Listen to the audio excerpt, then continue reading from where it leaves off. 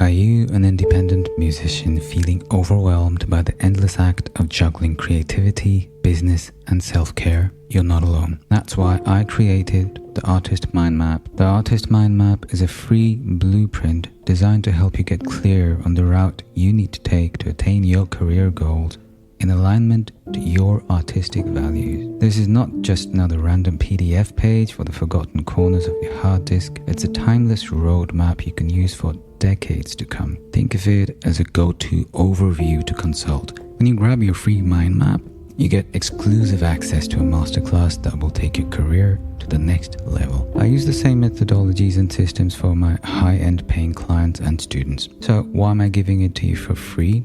Simple.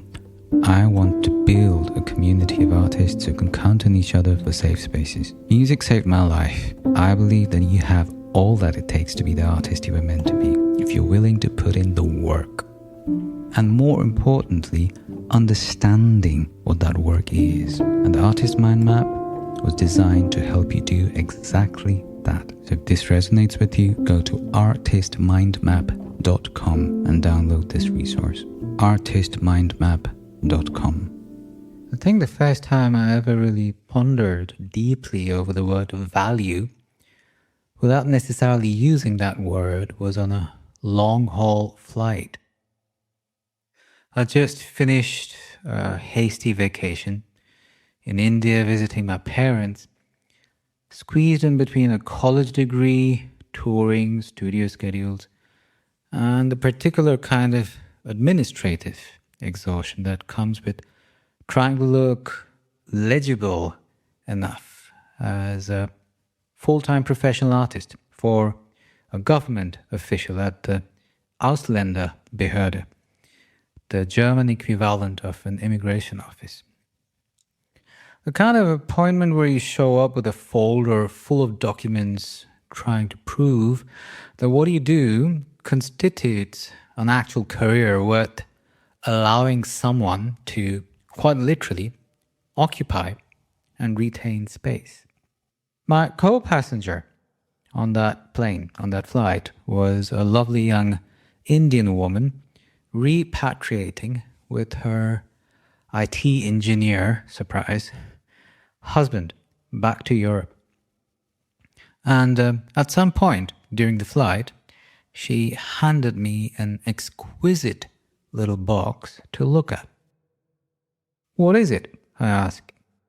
"Open it," she said. It was one of the most beautiful sets of miniature handmade candles I'd ever seen. "It's a gift," she added. And what followed in the minutes right after was something I've never managed to forget. My awe at the beauty of these handcrafted candles, and what I noticed happening inside me in real time. Two distinct responses arriving simultaneously. The first, on being told that it was a gift, delight, followed almost immediately by a flicker of something a little more complicated. A voice going, "Wait, do I even want this? I can't even really refuse now, can I? So I have to keep it? Do I have a choice?" The second, when she mentioned that this was her small business, followed by the price at which she usually sells these candles for. And the awkward shock I felt at how much less it was than what something similar would be priced in my now passport country in the EU. Coupled with the confusion I couldn't even put my finger on about what that entire disparity even meant. For her, the exquisite work, for the wonderful human exchange we just had, and for me. There's so much that could be said about that moment, that could be judged, concluded, criticized, praised, or even extracted. But the part I keep going back to was a much simpler fact that's haunted me since. I have no memory of where those candles went within hours after disembarking, let alone where they are today. Now, maybe it was the semester I was struggling through at college. A strange cocktail of music production, composition, business modules, and psychology. Maybe it was the intensity of the years before and after. Building a career as a professional musician, maintaining quote-unquote artistic integrity, fighting to prove my worth, staying afloat as a young struggling artist, often carried with a sense of defensive pride I wasn't even always aware of. I forgot what the candles went, but never the encounter. An encounter which got me to notice the speed with which my perception of a moment moved from sheer appreciation to what I can only describe, with some embarrassment, as utter indifference, with an acuteness I couldn't fathom. And then, at the back of my mind, arose a question. Is there anything about this encounter that mirrors some of the patterns in my own artistic practice that I'm struggling to come to terms with myself? I didn't have an answer then, and I'm not sure I have a clean one now. But that question is the epicenter of what this podcast episode today is about. So why am I even talking about this? Now listen, I'm no expert in economics, and that disclaimer feels important to make, partly out of honesty and partly because this conversation has been monopolized for too long by people who speak in a register that shuts most of us out before we even sat down. I have a partial degree in music business. 40% of my bachelor's degree was business, centered on the music industry, along with a couple of years of business studies in my last 2 years of school in India, which I eventually abandoned for the arts. And along the way, the opportunity to work with a few mentors, teachers, professors, who didn't shy away from one of the most avoidant topics you can broach with the creative human today: money. My hybrid, in multiple senses of the word, background ended up being useful the way it did because it sits right at the intersection of art and commerce, humbling me repetitively at an intersection turning out to be one of the most ruthlessly complicated places to stand at today. But I've continued digging into this since, and I've run experiments in it without even realizing that's what I was doing.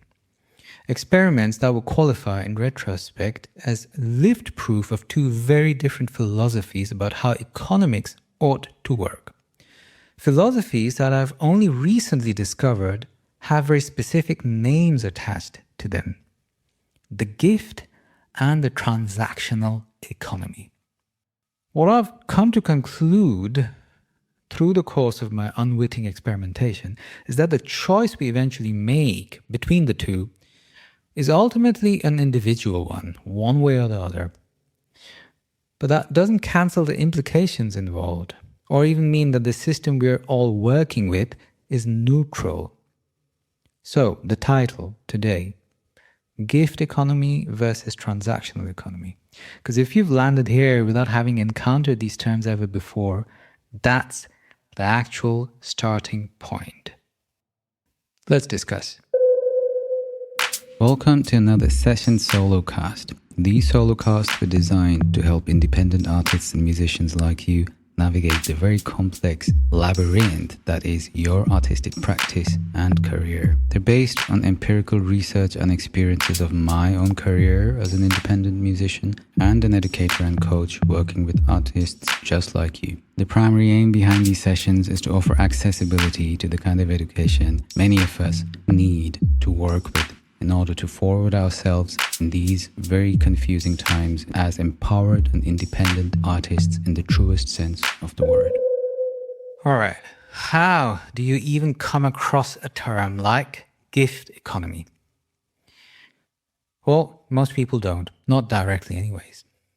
You're more likely to feel its edges without knowing its name. in the frustration of being asked to work for exposure, in the guilt of charging a friend for a service you put in work to gather expertise in, and the strange cultural pressure that says we ought to be grateful to live the life we do. The gift economy, as a formal concept with a name, generally tends to live in academic anthropology, in certain corners of alternative economics, and increasingly behind the kind of content that circulates in creative and wellness communities, both online and otherwise. Usually stripped of its complexity and often oversimplified as quote-unquote generosity.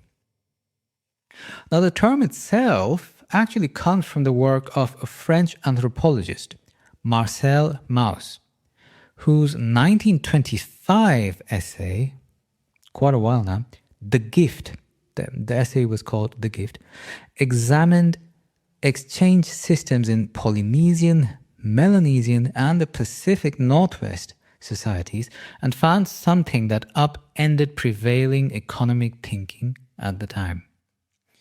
These communities didn't barter in the way a lot of economists assumed pre-monetary societies did. They gifted, but, and here's the thing, not freely.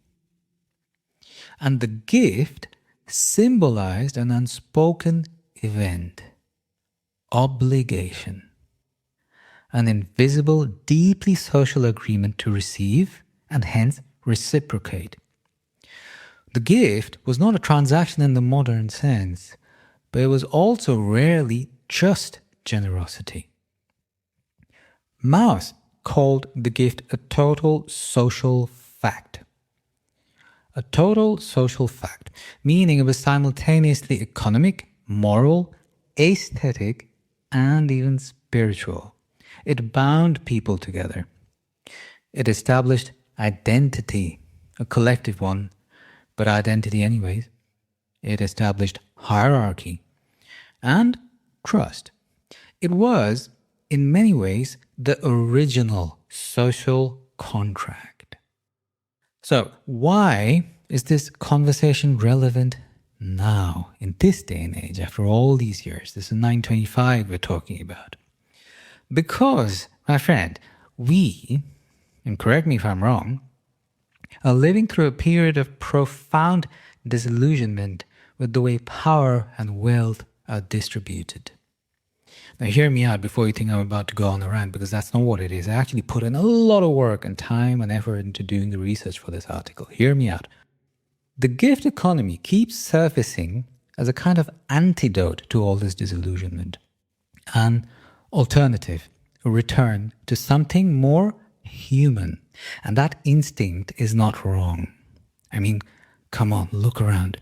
The concentration of wealth at the top has reached levels that would have been cartoonish 20 years ago even. Institutions that were supposed to represent public interest have been hollowed out or captured by private sectors. Trust in money itself and the systems built around it, the promise that quote-unquote working hard within those systems leads somewhere, is at a historic low for large portions of the global population. Somewhere in the machinery of the Industrial Revolution, qualities that had once been understood as the foundation of functional society, kindness, compassion, mutual care, began to be reframed as liabilities, softness, inefficiency, things that slowed the engine down. The market rewarded extraction in the name of productivity, ruthless competition as healthy. And over generations, that framing seeped so deeply into the culture that vulnerability, human, economic, and emotional, stopped being something to protect, but monetize instead. The logical endpoint of that trajectory was a world where preying on a weakness was not considered a moral failure at all. but a business model, opportunity.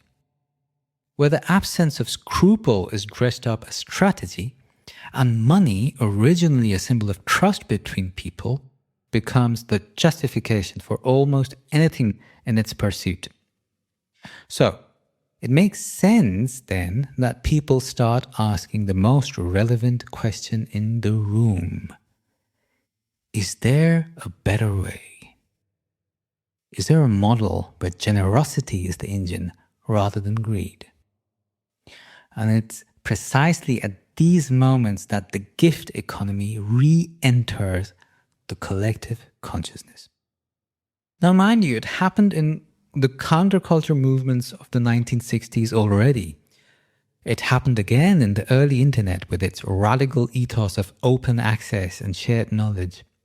Wikipedia is probably the most cited example of gift economics working at scale. A vast, collaboratively maintained repository of human knowledge given freely, sustained by voluntary contribution. Open source software is another. There's real evidence out there that gift economies can produce extraordinary things. That generosity, when it operates within the right cultural and social conditions, can actually be more generative than competition can. But here is where it's getting a little complicated. And this is where I think the current discourse, amidst a lot of the circles I have found myself hanging out in, tend to flatten something that deserves a little more attention and a little more texture. Before I get into that though, let's talk about cultural nuances, because there's another unspoken aspect to it, the unspoken anatomy of it all. It's a whole different layer to this conversation that rarely gets examined. Now, the transactional economy is built on the idea that the individual is the primary unit of society and that personal accountability is the engine of progress.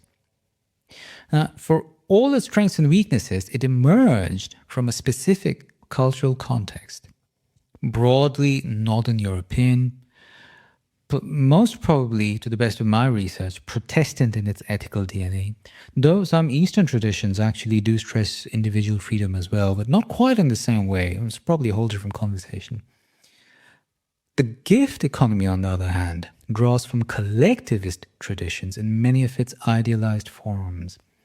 Cultures where identity, obligation, and survival were understood as communal rather than individual. Neither of these is universally applicable or transferable. But the globalization of economic systems has ended up treating them as though they were. Example, when microfinance programs, celebrated in the West as a gift of economic empowerment to the world's poorest communities and so on, were introduced across parts of Africa and Asia in the 1990s and 2000s, they imported an individualist logic of debt, repayment, and personal financial responsibility into societies where resources had historically been managed collectively. The result, in several documented cases, including, for example, Bangladesh and Andhra Pradesh in India, a couple of places I actually happen to know about because they're close to my ancestral culture. The result was a wave of over-indebtedness and, in some of the most extreme severe cases, even suicide amongst borrowers. Predominantly, by the way, women. Women who had no cultural framework for the shame of individual default and no systemic support when the model failed them. Now, the reverse can be equally instructive. Nordic-style social democratic models built on high trust, collective contribution, and a strong public infrastructure have been transplanted, in part, into environments with entirely different histories of institutional trust, colonial extraction, and economic instability. The result are rarely what the blueprint promised. Not because the people failed the model per se, but because the model never accounted for the ground it was being planted in. The gift economy conversation carries the same risk, or let's just say it's not immune to that risk either. When it travels from the communities and contexts that generated it into a globalized creative industry operating across wildly different economic realities, it doesn't arrive as a neutral idea. It arrives with assumptions embedded in it about emotional safety nets, time, mentalities, and who can afford to or ought to be generous. Now, these were never made explicit to the soils they were often imported to. The romance of the whole alternative solution and the problem with extremes involved, the questionability of the actual quality of free resources notwithstanding, every time a dominant system fails, and transactional capitalism, by the way, is failing a lot of people in a lot of visible ways right now, at least to the best of my observations. Again, disclaimer, I'm not an expert in economics. But either way, every time a dominant system fails, the human impulse is to reach for the opposite. So our brains are going, if exploitation is the disease, surely generosity is the cure, right? That would make sense. On the onset, anyway. If money has, quote unquote, corrupted everything it touches, surely a world without monetary transaction is the answer. Now, the mechanics of this logic is understandable, but here's the problem. Historically, that's exactly how we end up trading one set of problems for another. And the gift economy has failed to be an exception to this rule so far, at least as a general rule of thumb, and as an ideal has also carried its own shadow. Let's talk about this now. Mauss himself, for example, the original researcher of this all, to the best of my knowledge anyways, was careful himself to point out that gift exchanges are never truly free of power dynamics. In many of the societies he studied, even though it was back in the 1920s, let's take a minute to account for that as well. But either way, the obligation, even back then, to give, and to give more than you receive if needed, was itself a mechanism of social control.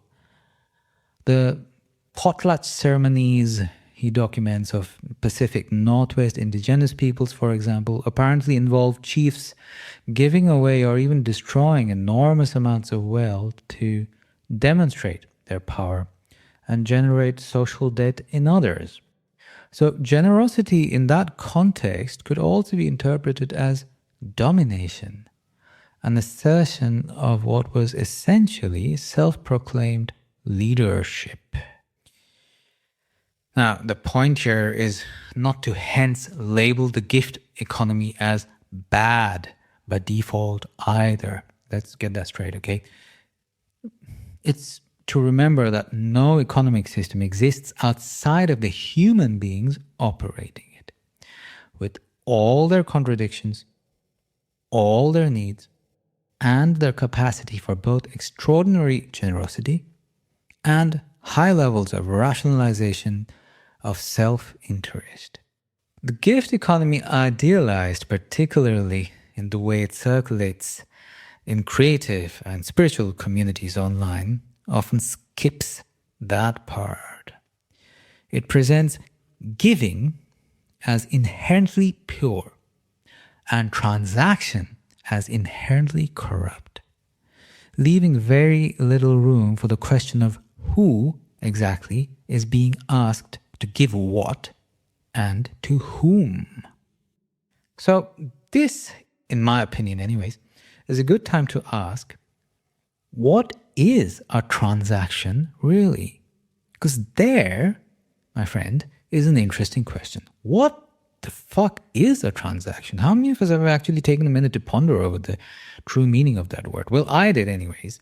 And strictly speaking, a transaction is actually any exchange where something of value moves between parties. And that's it. That's the whole definition. And once we sit with that, an entirely new thought experiment opens up that is worth staying in for a while. Is any relationship in our lives truly free of transaction? Our friendships, we offer time, loyalty, presence. Our love, we offer vulnerability, care, emotional labor. Our families, generations of unspoken debt and reciprocation that nobody drew up a contract for, but everyone feels. See, even the whole inclusion of the word contract and family in itself sounds so weird, but it's not non-existent. Even silence between two people actually carries currency. So the question is not so much about whether a transaction is happening, but more about what currency is being used and how conscious we are about any of these factors. And this is where the fallacy of money as the only currency does its trickery. Because, good morning, my friend, money is only one currency. We humans, we also transact constantly in attention, energy, time, reputation, emotional labor, creative output, loyalty, silence. The dangerous myth, one that's been used with remarkable consistency to extract value from people who create, is that if no money changes hands, nothing of value is being exchanged. And that is simply not accurate. That myth has a long, well-documented history and has cost a lot of creatives a great deal. A brief word on what money actually is. I took a while to even investigate that part as well. Maybe you're better than me. But before money became the thing it is today, a unit of financial power, a score, a measure of worth, what it actually was a symbol of trust. Early currency systems from Mesopotamian, I think I said it right, please forgive me. It's been a while since I dug into history this deep. So clay tablets in ancient civilizations like that of Mesopotamia. I hope I said that name right. Oh my God. Good job, TL. Anyways, to shells used in Asia, to the gold standard, actually using gold, or spices being used all in trade. These were basically fundamentally promises, contracts, which meant something like, I have this and I will honor that. Currency was agreement before it was anything else. David Graeber's book, Debt, the First 5,000 Years, slowly upends the comfortable myth that barter preceded money and that monetary exchange evolved naturally from simple trade.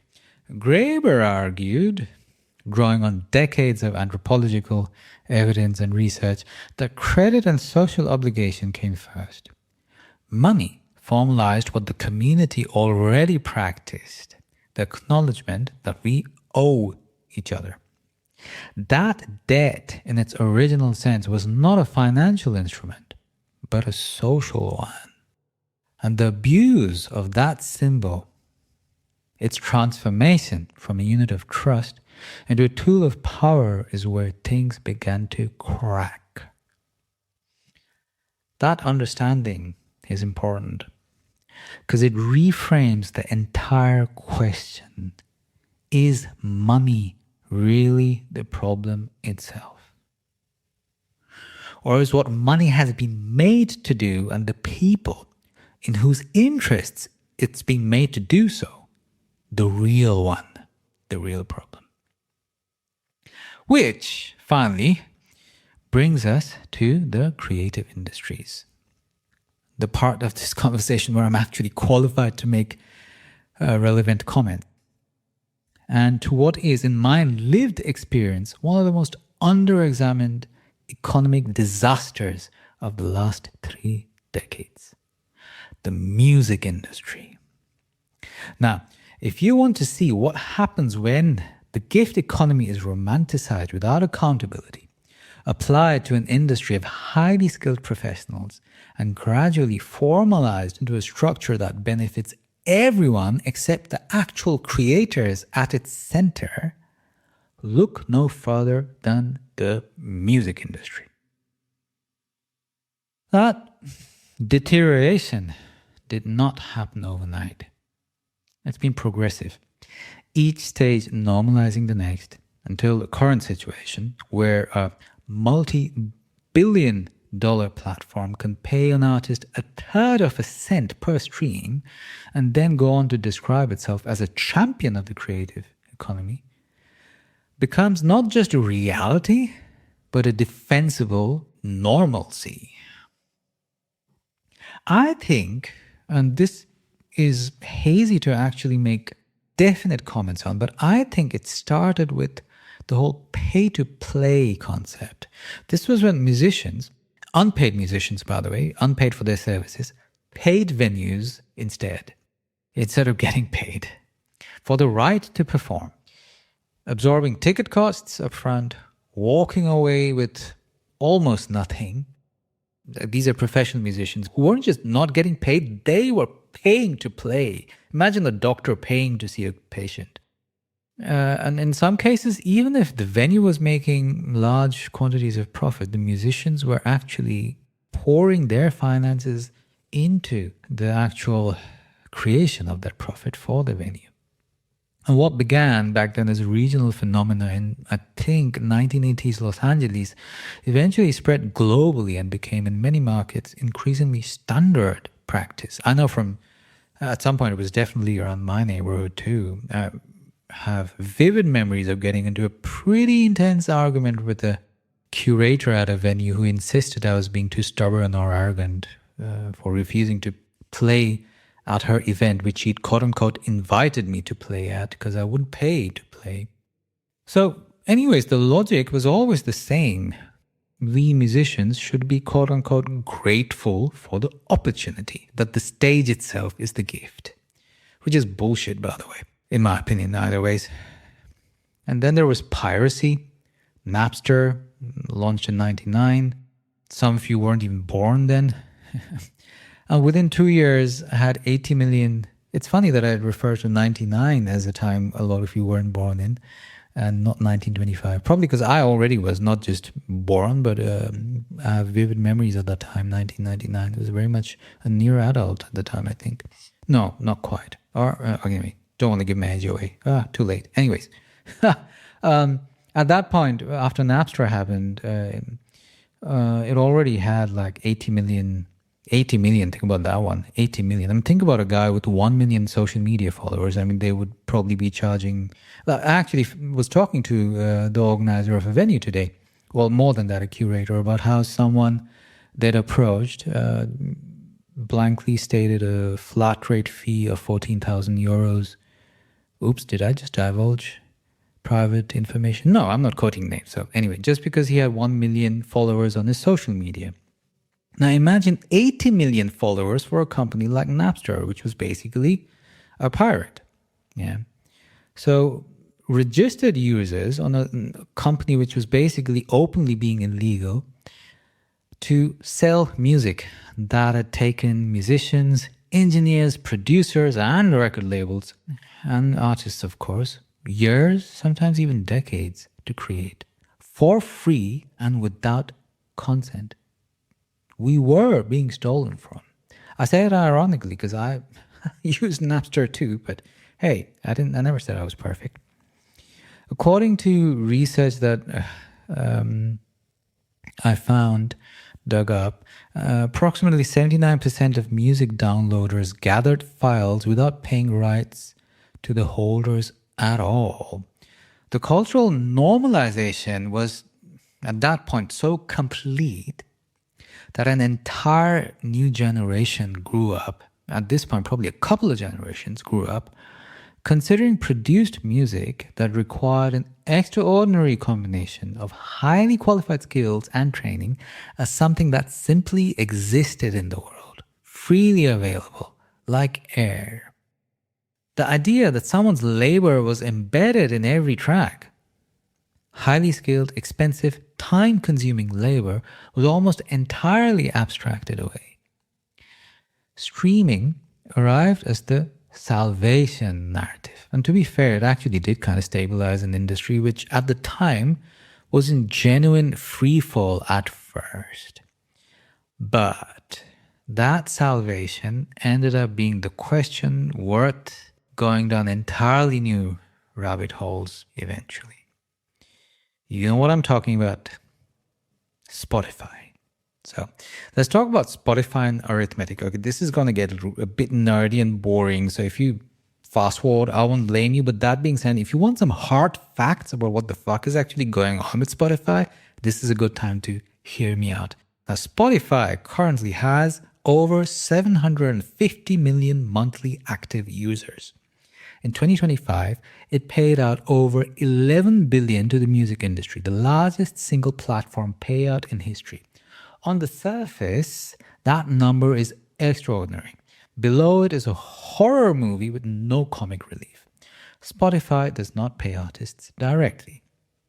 It pays rights holders, labels, publishers, distributors, who then divide what remains based on contract terms that most artists signed under duress, inexperience, or even simple desperation to be heard in many instances. The average payout to artists sits between, and get this, 0.003 and 0.005 per stream. Now, if that's too many numbers, let me break it down for you. A professional musician needs approximately 800,000 monthly plays to earn the equivalent of a full-time minimum wage at $15 per hour. Let me break that down a little more further for you to make it even more real. Let's say I had 1,000 listeners. I'm blessed, but let's say stick to the topic, TL. Let's say I had 1,000 listeners, 1,000 real people who actually chose my music. Let's say you were one of them.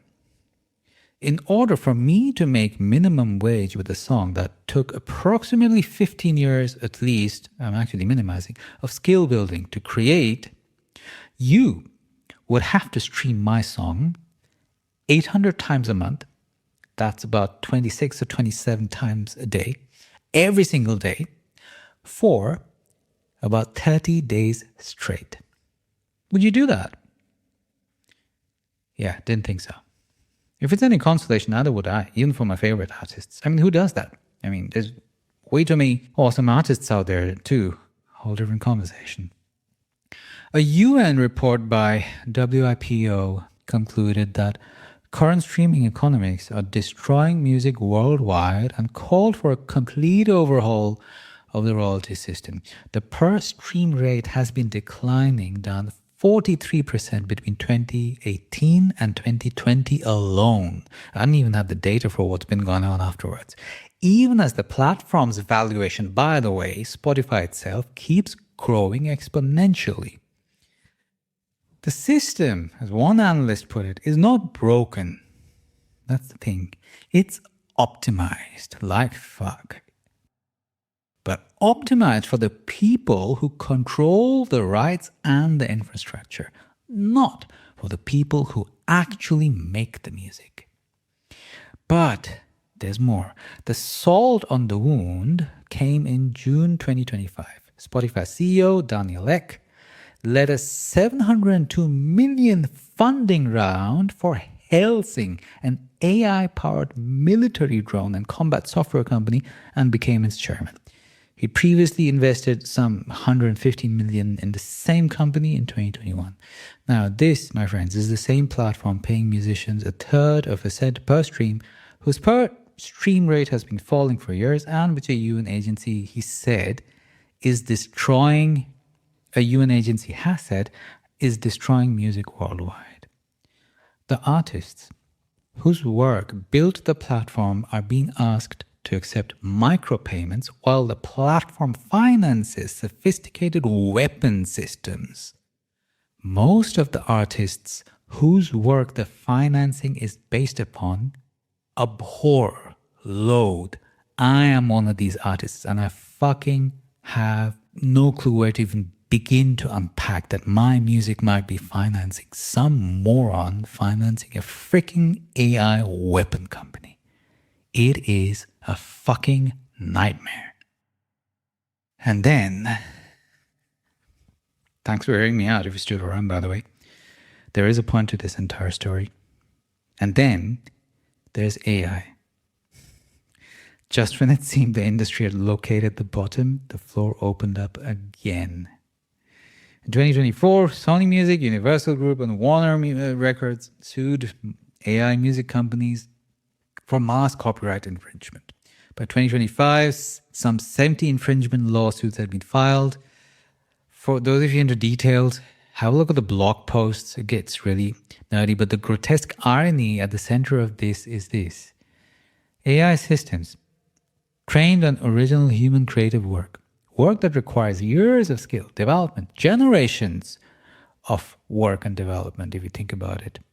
Incredibly expensive equipment and the kind of intangible artistic intelligence that takes a lifetime to cultivate are now generating music that competes directly in the same market as the artists whose labor built the model. But that's not even all. The creators are effectively having to sue for the right to their own original work in some cases. And the highest cherry is one case where the original composer got sued for their own music, which was being used by some AI algorithm or AI artist, something on those lines. Now, the point I'm trying to get at after this entire... Okay, that really was a rant, I guess. If there ever was a clearer example of the gift economy being exploited without the consent of the giver, I have not come across it. Not on this scale. The uncomfortable truth around all of this is who gets to give. And that's where I think the conversation needs to go. Because it rarely does. The gift economy is a beautiful idea, but in its actual implication, it's also a bit of a privilege. The kind of privilege that's rarely named. Now, I want to be careful using that word because it can be so inflammatory and so triggering for so many. Whole different conversation, but fact of the matter is the ability to give our work away freely, to share without charge, to build an audience before monetizing, to perform for exposure, to release into the world, and so on and so forth, and trust that something will come back eventually that'll sustain us for our livelihood. These are options that are usually available to people with financial cushions, people with family or government support structures that absorb the cost of years without income. People in countries with a basic infrastructure of life that does not consume every available resource before there's anything left over for art. My teacher, Peter Crone, has been on my podcast too, often speaks about the stories we inherit without choosing them. The invisible conditioning, the architecture of circumstance that shapes what we believe is possible for us before we're even conscious enough to question it. The gift economy conversation, as it circulates in most creative spaces, does not account for that architecture. It speaks from a position of assumed stability in many cases. It presents generosity as a universal option rather than a class contingent one. Now, some diehard fans of the model are going to contradict me on this, but I am generalizing it. The way I see it, a musician in Lagos, Manila, Bogota, or Mumbai competes on the same streaming platform as someone in Stockholm or Oslo or New York or London. But what they receive is the same fraction of a cent per stream. And what they don't have in the meantime is the same minimum wage, social safety net, or access to infrastructures, grants, and arts funding as options to draw on while they wait for the algorithm to notice them amidst all the AI robots doing the rounds. The gift is only free if your survival, quote unquote, your basic needs, is already secured by someone else. That is not a spiritual insight, it's a hard fact. On value, I'm always towards the end. If you're still here, thanks for hanging in there. You have no idea how I appreciate it. Understanding value is one of the most underrated skills in existence, regardless of what your vocation is. Read or listen back to my airplane anecdote once more to confirm. And one of the most consistently exploited systems or concepts across capitalist societies, communist societies, and everything in between. Value is one of the most consistently exploited concepts, no matter what our social structure is. And I say this as someone who's taught for the city council in a socialist country where higher education is free practically. Well, now there are semester fees, but that's no comparison to Ivy League colleges in the UK or the US, for example. Most of higher education in Europe is free, also mainland Europe. I've worked for city councils in the education department there. I've worked for independent institutes, conservatories in other parts of the world, and agencies ranging from boutique to premium, independent to major. I've performed at unpaid jam sessions in smoky cellars to UN-endorsed concerts and legacy concerts at high prestige venues. And my experiences have shown me a reality I simply cannot unsee anymore. The perception of value and the ability to assess its quality accurately is underdeveloped on both sides of the creator-audience relationship. The consumer rarely understands what they're buying, quote unquote. And the creator rarely has the language or the leverage to actually make it legible. And that gap is not a neutral one. It comes with vast consequences and an inherent tendency to disadvantage the people who actually create it. And eventually down the line, the consumer as well, one way or the other. And whether or not closing that gap is the artist's responsibility in the first place is a whole different conversation.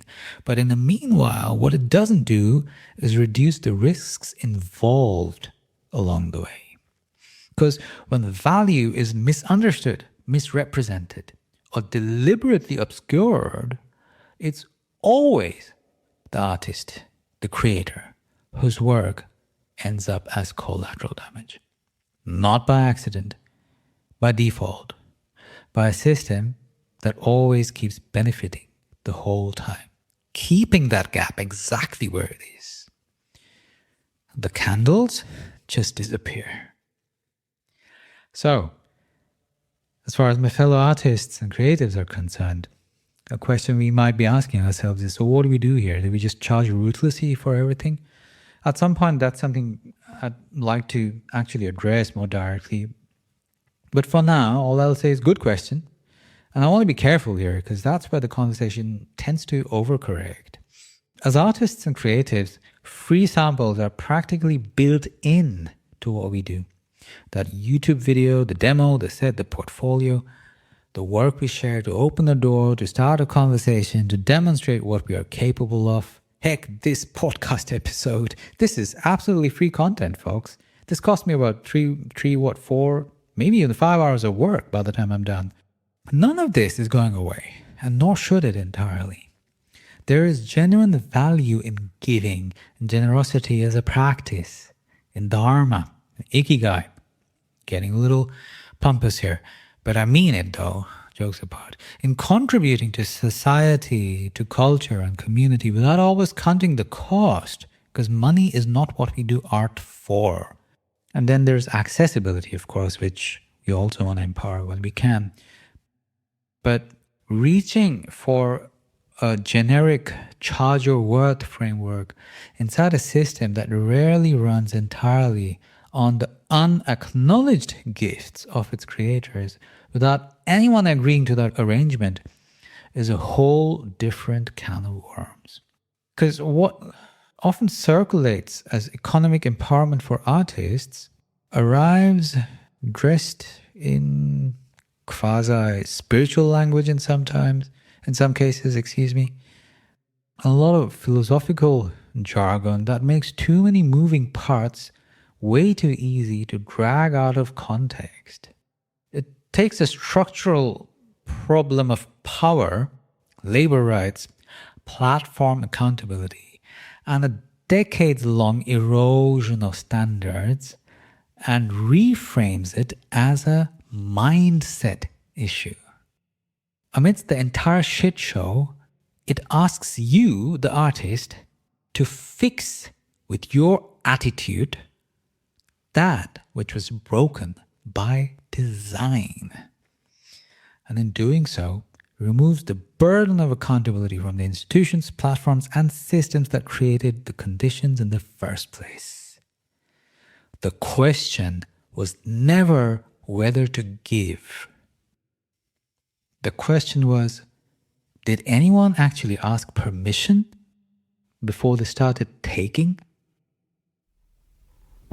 Hey folks, I hope you found that episode helpful. Here's a little request. If you did, consider sharing this episode with your folks. Think about the ways in which they might benefit the way you did. And please don't ever hesitate to reach out if you have queries. My name's TL. I'm an independent musician and educator and the founder of the Holistic Musician Academy.